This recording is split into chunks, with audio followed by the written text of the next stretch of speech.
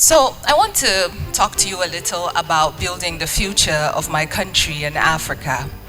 See, to speak about building the future of my country is to conjure up the ghost of a warrior, an Iroka tree that stood tall in the forest, survived the axe, with broken branches that answers questions of vulnerability, with falling dried leaves, creating a pathway leading to my heart, me, a citizen of a country whose hope lingers like the life of an antelope who wakes up every morning with its heart beating out its chest because it knows there is a cheetah out there it must outrun, else it becomes prey, praying every day that somehow we see the light and hope for the nation.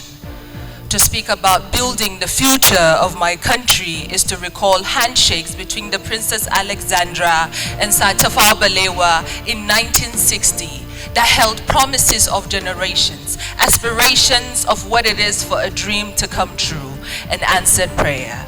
To speak about building the future of my country is to revisit the words of Sir Nnamdi Azikiwe in 1999, where he said, "For 25 years life I have fought for the freedom of Nigeria.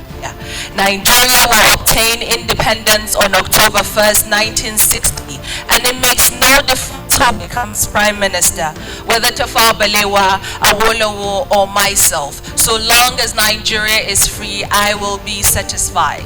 To speak about building the future of my country is to celebrate the largest river in West Africa, the River Niger, that holds the name Nigeria at its core. To speak about building the future of my country is to acknowledge the resilience of the youth.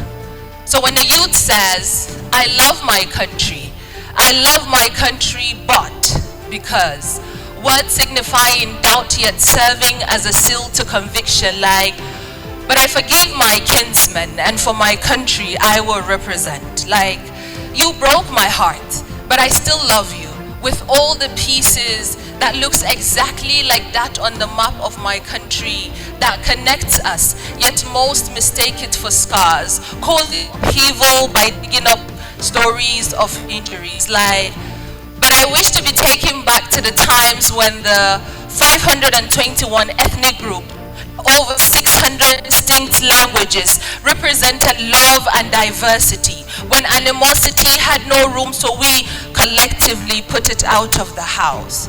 To speak about building the future of my country is to recall times of the pyramids that was made up of the promise that earth did keep to us and ours flourished with life, that skyrocketed our economy, the groundnut pyramids, when the pyramids in Egypt stood no chance, had nothing to show but the weight of the dead on a living land.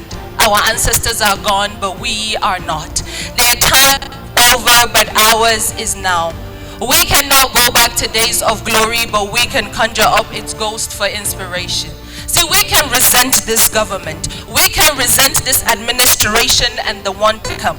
But if we do not engage in the process, hold ourselves accountable, Nigeria will never be green again. For Nigeria is but a land, and the people make it a country, and the people become the government. As I will always say, government cannot do it alone. It is an entity. Without all of us, it becomes an empty thing, and only through partnership and collaborative relations and accelerated progress towards Nigeria's development and building a connected, resilient Africa. So when I speak about building the future of Nigeria and Africa at large, I borrow the words of the Egyptians where they said, "Everything dies but time fears the pyramids." You and I are the pyramids. So show up in your grace, in your might, in your excellence, in your integrity. Show in everything that you are at the core of your existence, because it is time to build the future of Nigeria